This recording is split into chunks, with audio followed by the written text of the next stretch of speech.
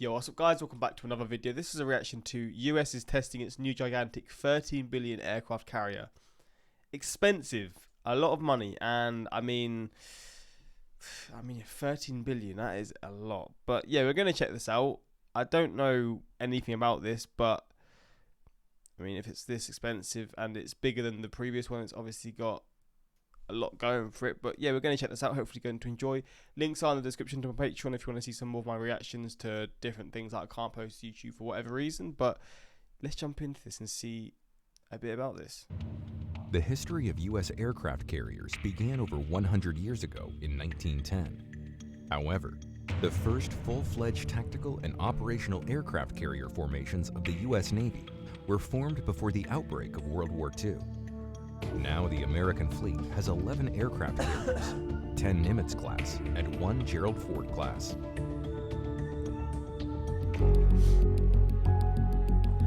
Okay, now it's loud. Another giant was launched, the aircraft carrier John F. Kennedy, which is called the aircraft carrier of the 21st century. The USS John F. Kennedy is the second in a series of 10 Gerald R. Ford class ships. The new aircraft carriers will replace the Nimitz-class ships that have been in service since 1975. Aircraft carrier John F. Kennedy is the grandest and most expensive aircraft carrier in the history of mankind. At least $13 billion was spent on its creation. The final figure will be even higher. The service life of the ship should exceed 50 years. In addition to airplanes, the aircraft carrier is equipped with medium-range RIM 162 ESSM anti-aircraft missiles, ship-based anti-aircraft missile, and anti-aircraft artillery systems. In essence, it is an armed floating island. The mere presence of such a ship in the water instantly changes the political situation in the world. All these facts attract everyone's attention, so John F. Kennedy deserves a separate big story. So it all started when U.S. Secretary of the Navy, Ray Mabus, announced that the next Gerald R. Ford class aircraft carrier would be named John F. Kennedy. According to the U.S. Navy Ship Naming Convention, aircraft carriers can only be named after U.S. presidents. Really? I must say that the name John F. Kennedy has already been used in the name of a ship. That is, an American Kitty Hawk class aircraft carrier. In the movie 2012, it is this aircraft carrier that hits the White House in Washington, D.C., along with a great tsunami wave. What the fuck? The old aircraft carrier John F. Kennedy was the fourth and last in the Kitty Hawk class. The ship served for about 40 years. The ceremony of withdrawal from the fleet took place on August 1, 2007. Despite the fact that aircraft carriers can only be named by presidents, there are exceptions to the naming convention for the U.S. Navy. Nimitz Enterprises. Design of the new It looks supercarrier. like here it's leaning so much. I think it's just the angles, but it looks like it's tipping. That's deceiving me a lot. Presidents. There are exceptions to the naming convention for the U.S. Navy. Nimitz Enterprises. Design of the new supercarrier began in January 2009. The preparation of the documentation alone cost $374 million. The contract went to Northrop Grumman Corporation. In the fall of 2010, Northrop Grumman began preparations for construction. Steel cutting for the new John F. Kennedy started on February 25, 2011. On August 22, 2015, construction began on the aircraft carrier's keel. On April 30, 2018, a division of Northrop Grumman Corporation, Huntington Ingalls Industries, announced that the ship was 75% complete. Bro, the time it takes to build is insane to me.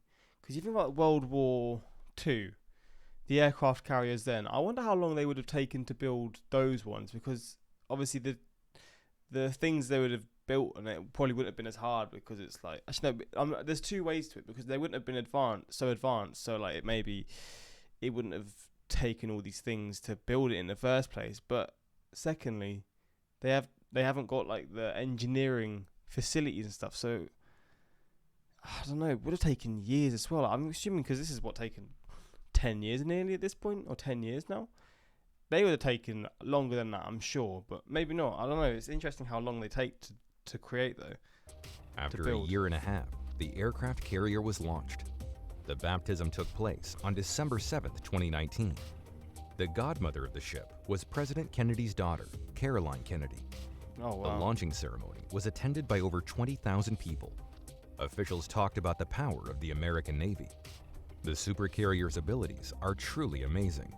The Giant is 1,105 feet long and 256 feet wide. The height of the ship reaches 250 feet. The displacement is 100,000 tons. At the same time, the speed exceeds 30 knots. Such crazy thrust is achieved by using two nuclear reactors, Bechtel A1B.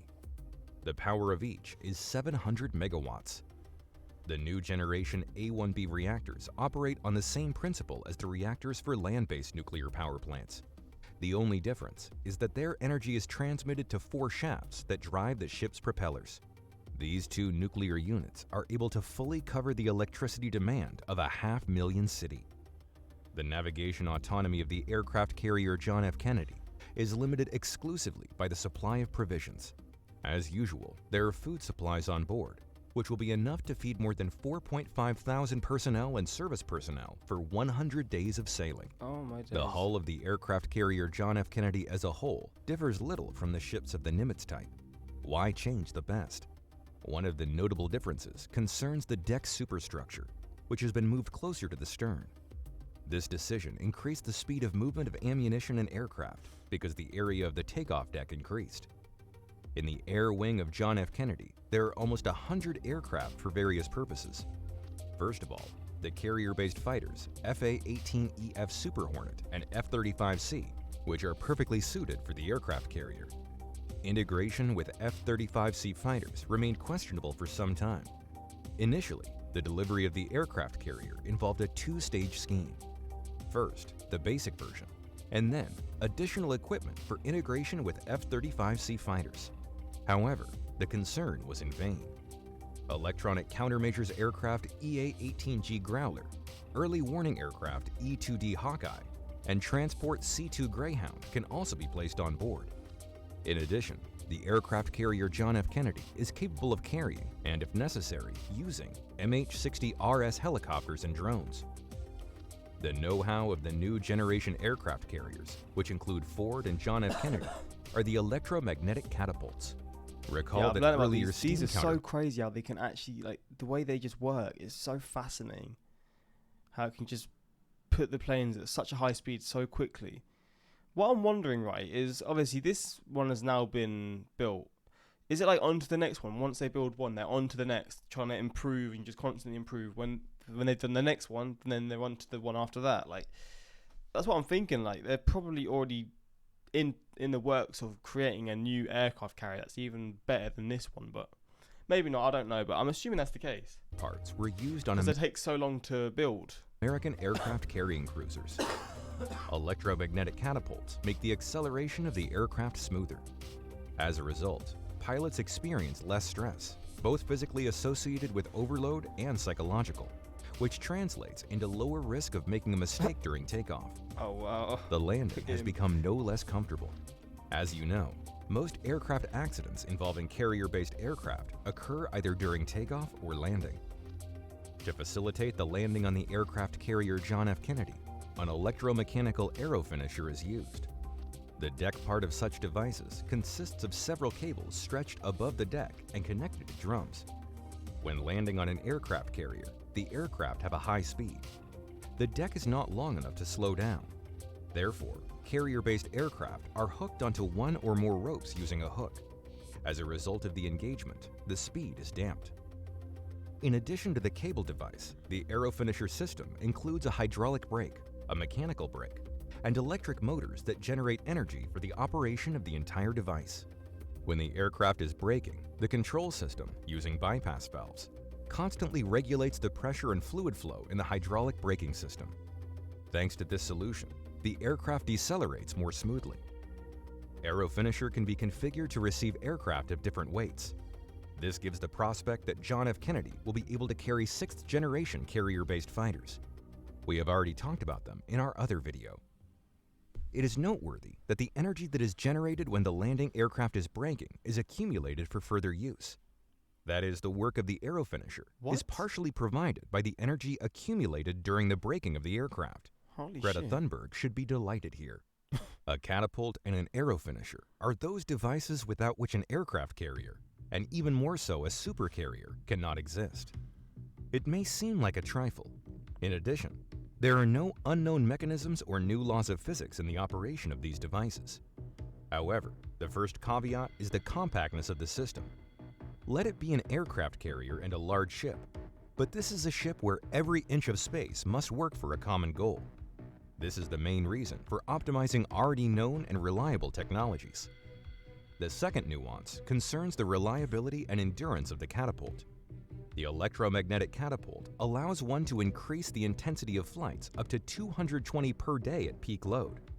For example, Nimitz is capable of only 100. Wait, 220 per day in 24 hours. That means, obviously, are they going to be doing it every hour? Probably not, but just say they were.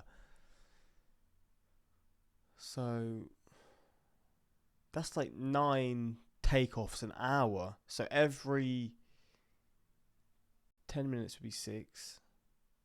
Like every, 7, 8 minutes? They're doing it? What the flipping hell? I mean, obviously that's not what they're doing when it's like this, but that's the limits that it can do. That is insane. 20 flights a day. That is, in combat conditions, the aircraft carrier John F. Kennedy is almost twice as effective as Nimitz-class ships. Neither Russia nor China has such catapulting and braking technologies. That is why their aircraft carriers, Admiral Kutuzov and Liaoning. What the fuck? Look at this. Boy, this is so weird to look at compared. Like, there's a little ramp. What the hell? I wonder what... I guess this is Russia's one. I wonder what China's one looks like. Which belong to the same type of aircraft-carrying cruisers, are not capable of carrying heavy transport aircraft and reconnaissance aircraft with a long takeoff run. Liaoning and Kutuzov are far behind the aircraft carrier John F. Kennedy. Russian and Chinese aircraft carriers cannot even match the previous generation of American Nimitz-class aircraft carriers. What the hell? The question arises, why is the United States building new aircraft carriers, each of which will cost at least $13 billion if the old Nimitz-class cruisers are unmatched? It's all about the service life. Before the introduction of the first 4, the Americans had not produced new aircraft carriers for over 40 years. Oh, really? The first Nimitz, hull number CVN-68, entered service on May 3, 1975. The most recent Nimitz aircraft carrier, George W. Bush, entered service in 2009, was built using the same technology. 40 years without new ships is a long time in terms of technology continuity. If you do not build new aircraft carriers for a long time, then you can get to the point when the existing technologies become very outdated. The emergence of effective means of destruction of floating airfields that the Russian and now the Chinese armies have cannot be ignored. Aircraft carriers have become more vulnerable, and using them to maintain world dominance became more difficult. In addition, active American Nimitz-class aircraft carriers are often idle at the world's largest naval base in Norfolk. The reason for the downtime is technical malfunctions. In short, the appearance of John F. Kennedy is entirely just malfunctions. In short, is that a robot? The appearance of John I'm so confused. Unless it's just being controlled. I guess it's being controlled. I mean, I don't know though. F. Kennedy is entirely justified. Moreover, if you count the construction time of an aircraft carrier, then the Northrop Grumman Corporation division needs to accelerate and release aircraft carriers faster. We will monitor the development of the situation, including the emergence of systems that are capable of withstanding the hypersonic missiles of Russia and China. After all, it's the hypersonic missiles that are the greatest danger to the largest ships in the world. Those Russian aircraft carriers are so strange. I've got to see it some more.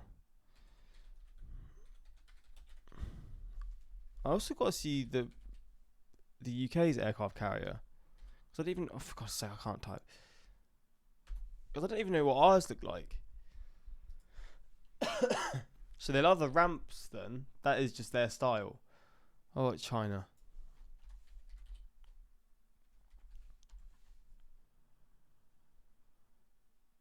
It's the same. It is literally the same. It's so weird. This one looks a lot different.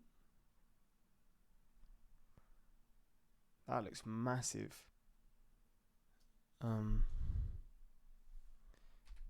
Britain.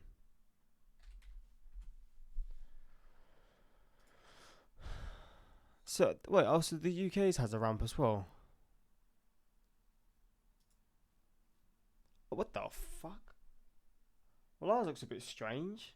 What the hell is this about? I am so confused. So both of ours have ramps. Don't know the reasoning behind that, but maybe there's a video on it so I could check it out. But that is interesting. But yeah, hopefully you enjoyed this video, and yeah, if you want more reactions to this kind of stuff, let me know in the comments. And yeah, all of it's fun to react to. So yeah, just please let me know some things you want to see. And yeah, until next time, like, subscribe, and peace.